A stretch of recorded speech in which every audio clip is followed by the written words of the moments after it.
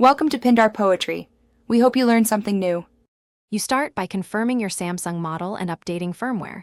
This prevents feature mismatches. Once done, enable game mode or developer options in settings to expose aim assist controls. Next, pair your controller and choose the input latency profile that matches your playstyle. Lower latency helps responsiveness, while higher smoothing reduces jitter.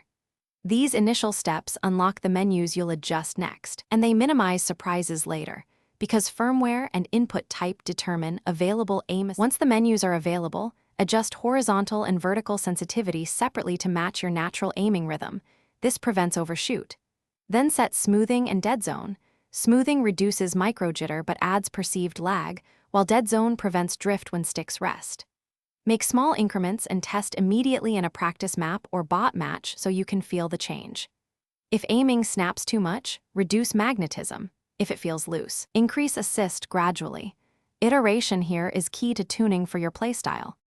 To finish, save your settings and create a profile or bind a quick toggle so you can switch presets mid-session.